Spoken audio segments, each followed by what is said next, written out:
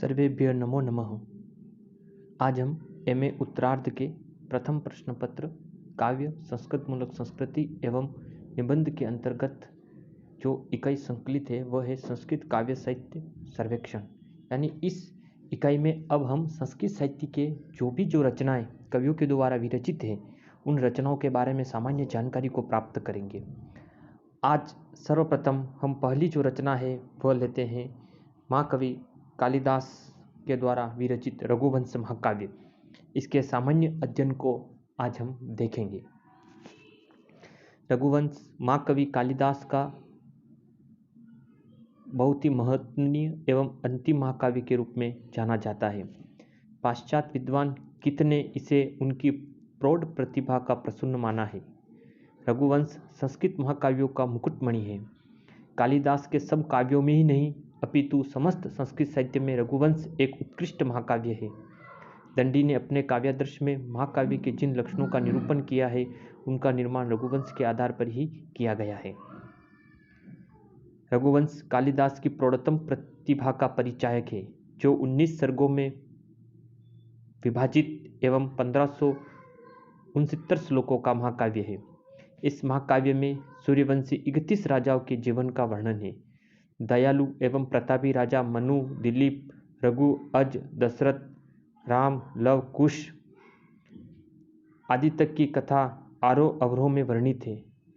बीच बीच में कौत्स, वर्तंतु शिष्य, ताड़कावत, सीता परित्याग जैसी उपकथाएं भी संकलित है। रघुवंश की कथा राजा दिलीप के चरित्र से प्रारंभ होती है। दिलीप सर्वगुण संपन्न होते हुए भी पुत्रहीन होने के कारण अत्यंत दुखी होकर अपनी रानी सुदक्षिणा के साथ गुरु वशिष्ठ के आश्रम में पहुंचते हैं। ये जो प्रथम सर्ग की जो घटना है उसके अंतर्गत बता रहे हैं कि प्रथम जो सर्ग है उसमें रघुवंशी राजाओं का प्रशंसा की गई है, जो आजीवन शुद्ध चरित्र वाले, फल प्राप्ति पर्यंत कर्म करने वाले, आसमुद्र पृथ्वी पर्यंत शासक, स्वर्ग तक अपने रथ को ले जाने वाले, याचकों को उसकी इच्छा अनुसार दान देने वाले, अप्सरा अनुकूल कार्य करने वाले और अवस्था अनुसार जीवन को व्यवहारित करने वाले, यह सारा वर्णन हमें रघुवंश के प्रथम सर्ग में मिलता है। इस वंश के प्रथम राजा मनु हुए, जिनके वंश में राजा दिलीप थे और उनकी पत्नी सुदक्षिणा मगध की राजकुमारी थी। संतानहीन होने के कारण दिलीप अपने कुलगुरु वशिष्ठ से इस दुख के बारे में कहने पर गुरु वशिष्ठ ने स्वर्ग की कामधेनु की पुत्री नंदिनी गाय की सेवा करने का उपदेश उन्हें देते हैं। तदनुसार पति और पत्नी यानी राजा दिलीप और उनकी पत्नी सुदक्षिणा नंदिनी की सेवा करने लग जाते हैं। ये जो घटना वस्तु है यह प्रथम सर्ग में उल्लेखित है। अब रघुवंश के द्वितीय सर्ग में मुख्य रूप से राजा दिलीप के द्वारा नंदिनी की सेवा का वर्णन है। 21 दिनों की सेवा के बाद नंदिनी राजा दिलीप की परीक्षा लेती है। स्वयं सिंह के रूप में प्रकट होकर अपने ऊपर सिंह के रूप में आक्रमण करती है। वह सिंह राजा को लौट जाने के लिए कहता है। राजा नंदिनी के स्थान पर स्वयं को अर्पित करके नंदिनी को छोड़ देने के लिए कहता है। इसी प्रसंग में सिंह दिलीप का रोचक संवाद होता है तथा नंदिनी दिलीप की परीक्षा लेकर पुत्र प्राप्ति का आशीर्वाद देता है और उसी आशीर्वाद से सुदक्षिणा को गर्भधारण होता है। यह जो सारी घटना है यह द्वितीय सर्ग में उल्लेखित है। तृतीय सर्ग, इस सर्ग में रघु के जन्म का वर्णन, संस्कार अनुष्ठान, विद्या प्राप्ति, दिलीप द्वारा अश्वमेध यज्ञ अनुष्ठान, इंद्र के द्वारा अश्व अपहरण के कारण रघु का इंद्र पर आक्रमण, इंद्र का आशीर्वाद तथा रघु का राज्याभिषेक, ये सारी घटनाएं तृतीय सर्ग में वर्णित है। चतुर्थ सर्ग, इस सर्ग में रघु के दिग्विजय यात्रा का वर्णन है, जिसमें पूर्व दिशा को जीतकर समुद्र तट जाकर बंगीय नरेशों को हराकर रघु ने अपना जय स्तंभ गंगा सागर तक गाड़कर कलिंग, महेंद्र पर्वत आदि होते हुए कावेरी तट, मलयाचल पर्वत तक पहुंचती है। इधर दक्षिणी भारत होते हुए फिर सिंध नदी, हुण नरेश, कंबोज, हिमालय वर्णन करके रघु असमय प्रदेश में लोहित नदी पार आदि का वर्णन चतुर्थ सर्ग में उल्लेखित किया गया है। अगले वाले जो पंचम सर्ग में रघु एवं वर्तंतु शिष्य का संवाद प्रधान रूप से वर्णित है। ब्रह्मचारी कौत्स अपने गुरु वर्तंतु को शिक्षा देने के लिए यानी दक्षिणा देने के लिए रघु से 14 करोड़ स्वर्ण मुद्राएं मांगता है। जिस दक्षिणा को देने के लिए धन की कमी होने के कारण कोष रहित रघु इंद्र पर आक्रमण करते और धन की वर्षा होती है। कोष दक्षिणा पर प्राप्त कर प्रसन्न हो जाता है तथा उन्हें पुत्र प्राप्ति का जन्म देते हैं। अज का जन्म होता है। अज के सौंदर्य का वर्णन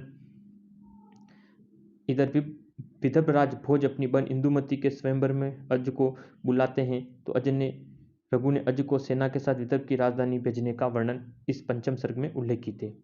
षष्ठ सर्ग, इस सर्ग में प्रधान रूप से इंदुमती स्वयंवर का वर्णन उल्लेखित है। सप्तम सर्ग,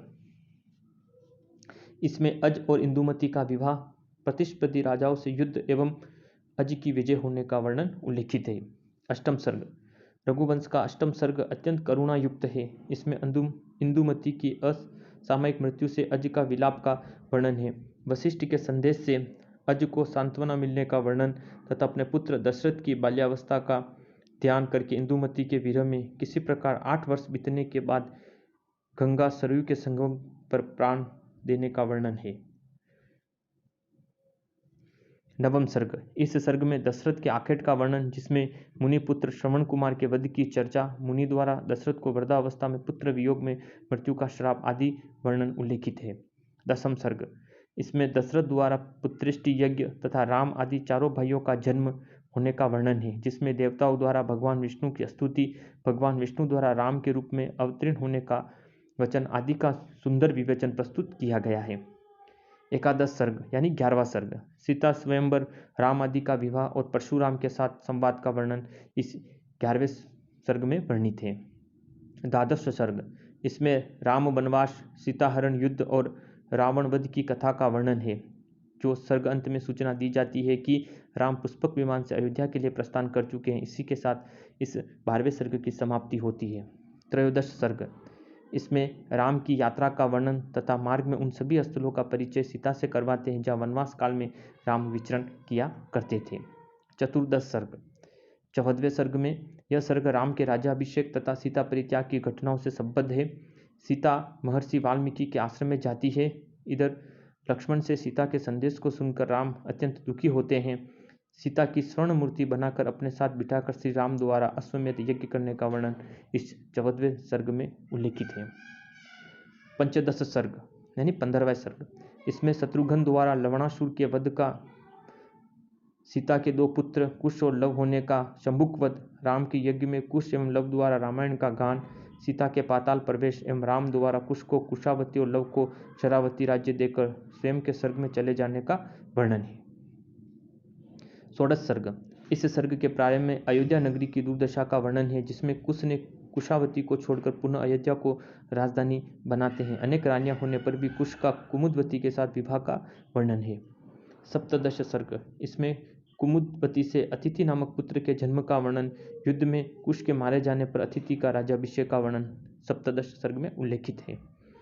अष्टादश सर्ग, इस सर्ग में अतिथि के बाद अनेक पीढ़ियों के राजाओं का संक्षिप्त वर्णन है, जिसमें निषद, नल, नभ, पुंडरिक, शमंधवा, देवानिक, ब्रह्मिष्ठ, पुत्र, पुष्य, ध्रुवसंधि तथा सुदर्शन का सुंदर वर्णन है और अंत में सुदर्शन का अनेक राजकुमारियों के साथ विवाह का वर्णन है। 19वां सर्ग अंतिम सर्ग है। इस सर्ग में सुदर्शन के पुत्र अग्नि वर्मा की कामुकता का चित्रण है, जिससे अंत में क्षय रोग हो जाता है, उसकी मृत्यु हो जाती है तथा उसकी गर्भवती पटरानी को सिंहासन में बैठे जाने के वर्णन के साथ रघुवंश की समाप्ति होती है। इस तरह से हमने रघुवंश के जो 19 सर्ग है, उन 19 सर्गों की घटना वस्तु की सामान्य जानकारी को हमने देखा। अब रघुवंश में काव्यशास्त्रीय दृष्टिकोण से अगर हम देखते हैं तो रघुवंश महाकाव्य के लक्षण के अनुसार एक महाकाव्य, जिसमें कथानक, इसका इतिहास प्रसिद्ध है, नायक एक वंशी अनेक राजा है जो आदर्शभूत गुणों के कारण प्रजा में लोकप्रिय हैं। रस की दृष्टि से इसमें विद्वान वीर रस प्रधान मानते हैं, किंतु कई विद्वान अनेक रसों के चित्रण में कवि का मुख्य उद्देश्य शांत रस का उद्भावन है, अतः उसे शांत रस प्रधान मानते हैं। महाकाव्य के लक्षण अनुसार प्राकृतिक वर्णनों का समावेश, जैसे दिलीप गौसेवा जो सर्ग 2 में उल्लेखित है, दिग्विजय वर्णन सर्ग 4 में उल्लेखित है, स्वयंवर सर्ग 6 में उल्लेखित है, बसंत वर्णन सर्ग 9 में उल्लेखित है, विष्णु स्तुति सर्ग 10वें में उल्लेखित है, समुद्र वर्णन सर्ग 13 में है, नगर वर्णन सर्ग 16 में उल्लेखित है, अंतःपुर वर्णन सर्ग 19 में, ये सभी महाकाव्य अनुसार ही वर्णित है। इसीलिए महाकवि कालिदास के द्वारा विरचित रघुवंश को महाकाव्य की श्रेणी में रखा जाता है। अगर हम छंद की दृष्टि से देखें तो रघुवंश में प्रधान सर्ग उपजाति है जो सर्ग 2, 5, 6, 7, 13, 14, 16, 18 एवं 19 में मुख्य रूप से वर्णित है। द्वितीय प्रधान छंद अनुष्टुप है जो पहले सर्ग, चौथे, 10वें, 12वें, 15वें एवं 17वें सर्गों में मुख्य रूप में वर्णित है। रघुवंश के नवम सर्ग में अनेक छंदों का प्रयोग उल्लेखित है। अलंकार की दृष्टि से उपमा अलंकार की इसमें प्रधानता है। इस तरह से रघुवंश काव्य श्रेणियों की दृष्टि से इस रघुवंश को महाकाव्य की श्रेणी में सम्मिलित किया जाता है। रघुवंश में रामायण को कवि प्रथम पद्धति कहा गया है। संस्कृत साहित्य में जो 3 लघुत्रयी उल्लेखित है, कुमार संभव, रघुवंश तथा मेघदूतम, उनमें रघुवंश लघुत्रयी का श्रेष्ठ ग्रंथ माना जाता है। रघुवंश पर मल्लिनाथ की संजीवनी टीका उपलब्ध है। रघुवंश में 19 सर्गे हमने देखा है और कुल इसमें 1569 श्लोक उल्लेखित हैं। रघुवंश का जो प्रारंभ होता है, ध्यान रखिए, दिलीप वर्णन से होता है और इसकी समाप्ति अग्निवर्मा के विलासितापूर्ण जीवन से होती है। इसके प्रणेता महाकवि कालिदास, जिनको दीपशिखा की उपाधि भी दी गई है। कालिदास की जो रचनाएं हैं उसमें उनके 2 खंडकाव्य ऋतुसारम तथा मेघदूतम है और 3 नाटक उनके मालविका अग्निमित्रम, विक्रमो उर्वशी और अभिज्ञान शाकुंतलम तथा उनके 2 महाकाव्य जिसमें रघुवंश जो भी हमने पढ़ा वो तथा कुमार संभव है। और इस कुमार संभव रघुवंश की जो उपजीव्य उसकी घटना किस पर आधारित है पूछा जाए तो पद्म पुराण एवं रामायण से यह घटना उस पर आधारित है जो इससे संकलित की गई है। इसमें कुल श्लोक संख्या 1569 है। सर्वाधिक श्लोक 12वें सर्ग में 104 है और सबसे कम 18वें सर्ग में 53 श्लोक मिलते हैं। महाकवि कालिदास का समय है वो प्रथम शताब्दी से चतुर्थ शताब्दी के बीच में माना जाता है, काल्पनिक समय है।